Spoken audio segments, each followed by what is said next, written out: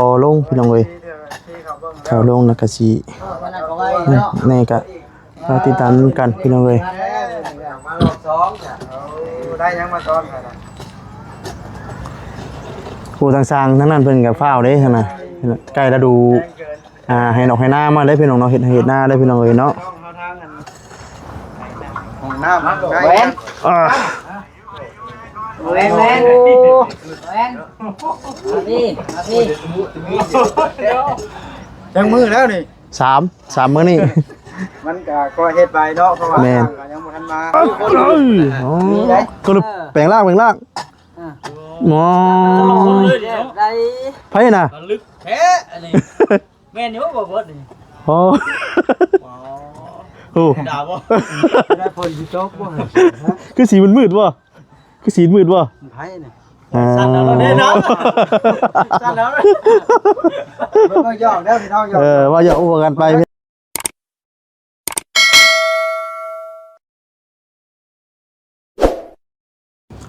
เอาพี่น้องเนาะมาบรรยากาศค่อยคันยำแรงบัดนี้พี่น้องเลยเนาะถือว่าแล้วมื้อนี้พี่น้องเลยสิตกเลยใช่ตุกก็โอเคอยู่ได้เฮาแล้วเลยแกมาตกก็ได้แต่ช้าซื่อเนาะแม่นอักสิโบยากทำได้สิพูดอีกนะก็สิเติบนึงนั่นแหละเขาว่ามันเต็มกันยากอยู่ที่คือมันเต็มบ่ตักได้ออกกันนั่นหากว่าเต็มดอกเพราะมันขันไปเลยดิหาลิงกับสิไหลพุ่นเลยอาบน้ำได้ครับไปซีสะดวกสบายแล้วบัดนี้อันนี้ยังอาบน้ำยังไอซิเพชอยู่ได้พี่น้องเลยมันมีแนวกันบังไว้เลยมีแนวกันบังไว้ให้บ่แซนบ่เนาะมาสัมถากนี่เนาะเรื่องอะไรให้มาเซียนเราไม่ได้แล้วบัดนี้ส่วนกล้วยทั้งนั้นเนี่ยคาดว่าต่อไปจะว่ามันสิเกิดอยู่จังเนาะนี่มีหากมันอยู่ในบ้านเนาะนี่ของนออยู่ดิต่อไปซะมันไม่สิเกิดอยู่ต้องเลิกดีเนาะหากมันก็หากกล้วยมันหากมันดิหนาเนาะฉะนั้นจะตั้งเสาที่ต้นตอกต่ำมือในแม่นได้ขึ้นน้ำมือนี่ขึ้นคันชิมจุ๊บก่อนเนาะชิมจุ๊บก่อนเดี๋ยว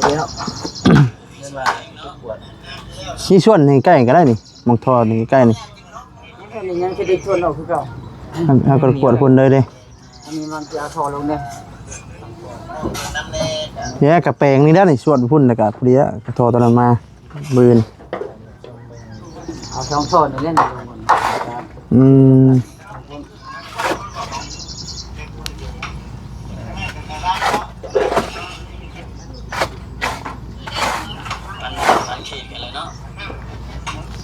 ยันพอดีว่าถ้าว่าลาแล้วอ่ะคาถาเอาลงคำๆสิได้เอาลงน้ำอยู่แล้วอ่ะ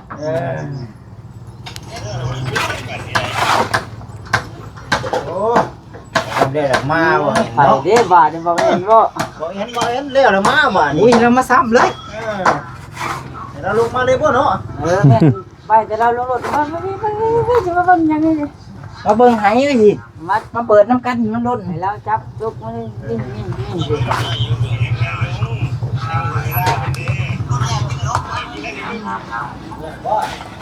งานเลยทีเดียวเป็นเหลี่ยมคักเนาะ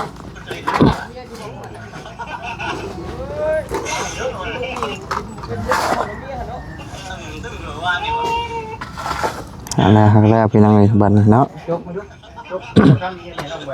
พร้อมเดี๋ยวจบเนี่ยจบเนี่ยจบไหนที่จะถากนะคุณจะถากเอาเฮ้ยจังๆนั่นละเดี๋ยวเบิร์นน้อยหนึ่งเด้อเจ้าบัดให้เอิ้นข่อยได้เลย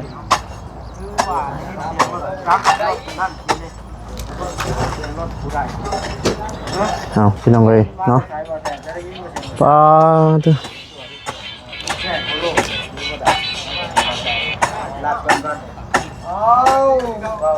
สบายอยู่แม่มาจะให้ใจโอ้ เดี๋ยวจะถากเก็บงานพี่น้องเลยเนาะก็ถือว่าสำเร็จมื้อนี้พี่น้องเลยเนาะเป็นมื้ออื่นนี่แม่นเอาท่อลงพี่น้องเลยท่อลงแล้วก็สินี่ก็เราติดตามกันพี่น้องเลย ได้ยังมาตอนไหนนะ ผู้ทางสร้างทั้งนั้นเพิ่นก็ฟ้าวเด้ซั่นน่ะใกล้ฤดูให้ดอกให้หน้ามาได้พี่น้องเนาะเฮ็ดหน้าได้พี่น้องเอ้ยเนาะ ของน้ำแหวน แหวนมาพี่ยังมือแล้วนี่ 3มื้อนี้ มันก็เฮ็ดไปเนาะเพราะว่า แม่น ยังบ่ทันมามีคนอยู่หลุมมันนะฮะมีได้เอาจะถุงหัวบาดนี่บางเอ็นจัดการเลยเป็นให้ได้เลย บ่เขาว่าบ่เอ็นลงนี่เรียกน้ำยนต์บ่เอ็นได้นี่ แม่จังได๋หมู่อยู่ว่าค่อยเอามาเอาหน้าเอาตาตัวเล็ก บ่นะบ่ได้ เนาะบ่ไปได้เอาโด แน่นี่บ่ได้ว่าเอาหน้าเอาตาเด้มาช่วยกัน จังได๋ว่าอุ๊ท่านค่อยเอาได้นี่จังได๋ว่าอุ๊ยอย่าห้ามค่อยนะเฮ้ยอ้วย อย่านะดิ อย่านะบ่คำอย่าห้ามเนาะสิห้ามอยู่เด้อนี่ เอาคือบ่ห้ามคนแน่บ่ จังบ่ห้ามกันจักทีเลยเบิ่งข่อยลงนำแน่เฮ็ดคือพระเอกตัวจริงนี่ เฮ็ดเอ้ยอ๋อกระลึบแปลงร่างหมอไผน่ะ ลึกแท้อันนี้แม่นอยู่บ่เบิดนี่ โอ้โห ด่าบ่ ได้ผลสิจกบ่ คือสีมันมืดบ่คือสีมืดบ่ ไผนี่ สั่นแล้วเด้เนาะสั่นแล้ว บ่ยอกเด้อพี่น้องยอก ว่าอย่าอุปกันไปพี่น้องเนาะ ลองก่อนเด้อ เอาขึ้นจังได๋น่ะ นี่เด้ ใกล้ก็ได้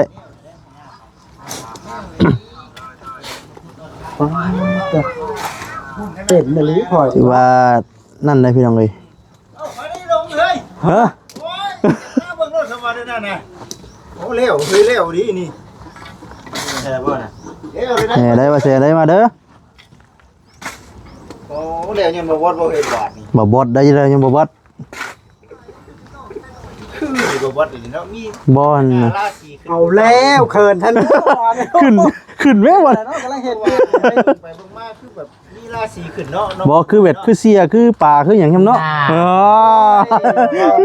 กันละผู้ใดก็ได้ให้เขินนี่จะย่องกันหน่อยคอยบิดอยู่แถวนี้ บ่ได้ขึ้นแน่ ขึ้นแล้วจำเคยจามขึ้นลำไม้โอ้ตายน้องก็ได้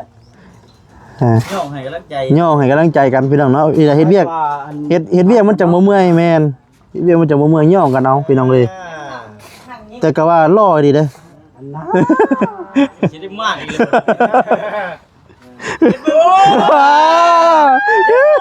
เดี๋ยวพาลูกกระชวนนะกูย่องให้ป้าย่องไม่ได้ย่องมาดิสิมาย่องมาดิไปยังอ้าวข้างแล้ว สั่นเอาแล้วดิสั่นเอาไหมสั่นเอาไหมอะไรมีแล้วเนี่ย โอ้ จะย่องมาแล้วดิวันนี้เรามากเลยนั่นเลยสั่นแล้วดิคนจิตตกแล้ว โอ้ พายหยอกเลย โอ้จริงก็สิตกแล้วโอ้โอ้โอ้ยบ่บ่ กับว่าได้หัว โอ้ เห็ดยังกินจะย่องแล้วไปอยู่แล้วย่องมาคอยเทคอยมาดไปเลย โอ้คนยิบย่องแล้วว่ะดิ ไม่ใช่นะว่า เอาอย่ามาย่องเลย ใช่ใช่ อย่ามาย่องอย่ามาย่อง เล่นคอยดีแล้วคอยก่อนอยู่รถ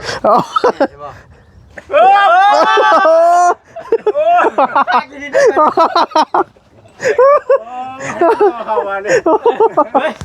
แล้วยืนขึ้นได้ขึ้นได้แล้วเอาขึ้น โอ้ยเราเลยโอ้ยเห็นในมือบอกกับเป็นเนาะ ชมชันกลางเลยนี่มาดึงปากท่อนี่ ยอมไม่หมดทางนี้แล้วได้ป่ะ ได้เหรอจะมันได้ ช่องโอ้ยแต่คนคือกัน โอ้ยพี่น้องเลย คนนี่เป็นแท็กทีมกันได้นะ เฮ็ดในหัวก็เป็นได้พี่น้องนะทางว่าบอสพี่น้องเลยเนาะอยากหัวกันไปพี่น้องเลยเนาะ เขามีแต่ว่า คลิปนี้ข่อยสิได้กลับก่อนได้บ่า คือกันได้คือกัน โดยแม่ กันแล้ว โดนแล้ว โอ้ มาแต่ถึงดิ กลับมาแค่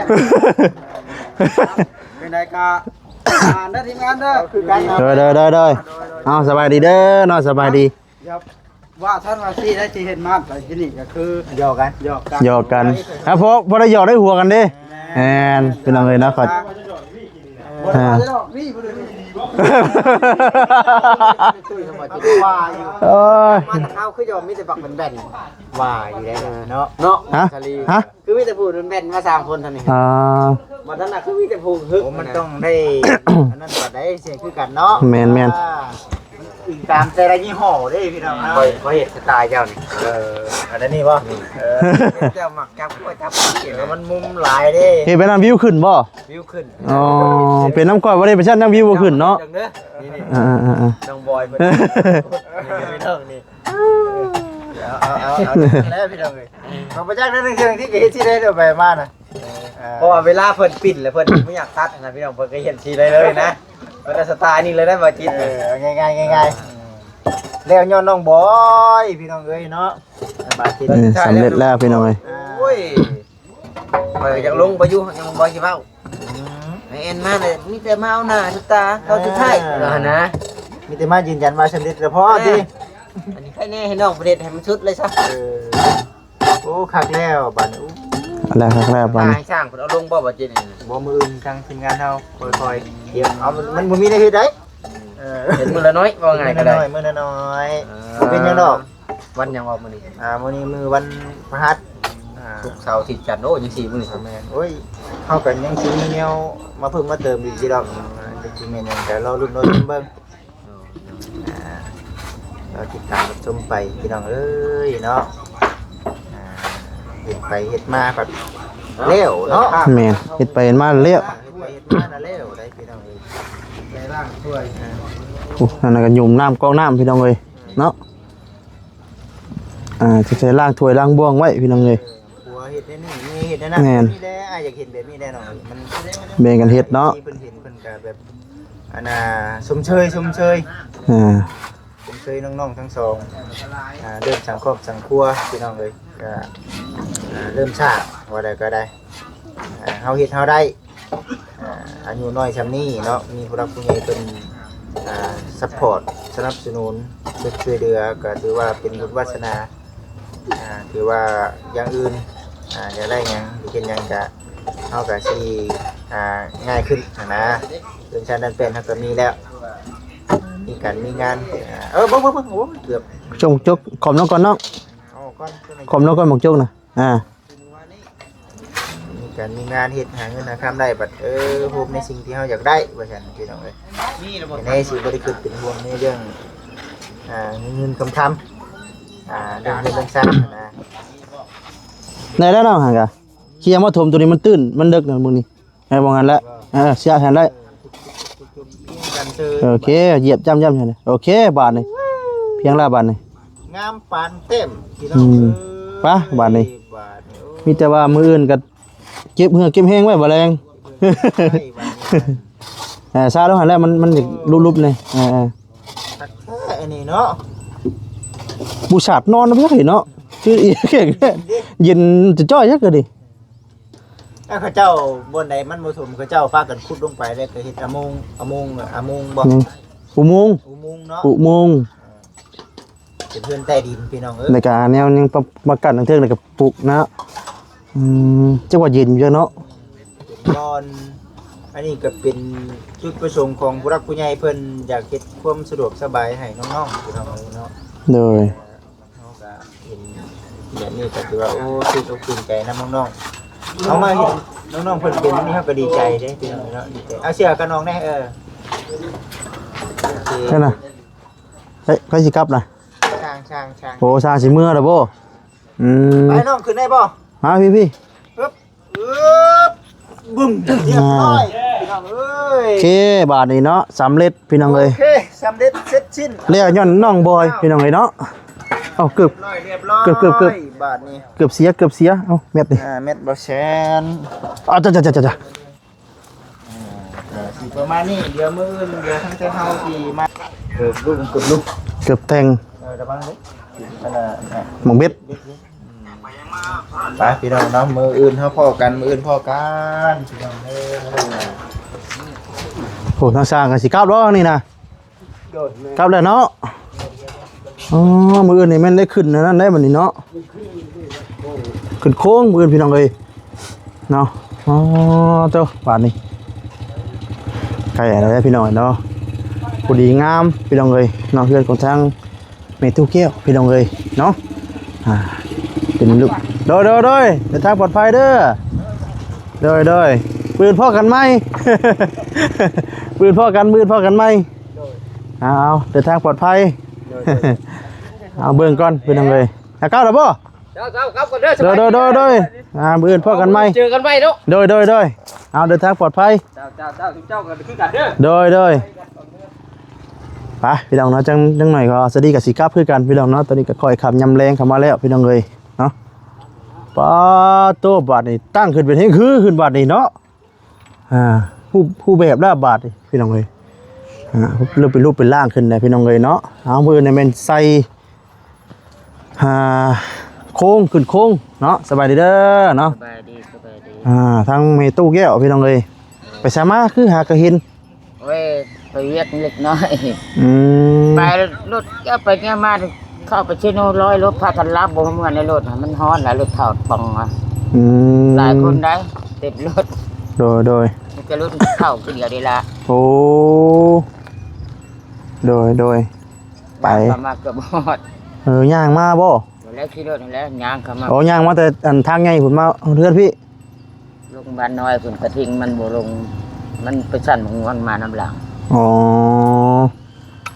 โดยพี่น้องเลยเนาะเจ้าก็ได้ใส่โมงใส่แมสบ่เนี่ยกันกี่ฝุ่นบ่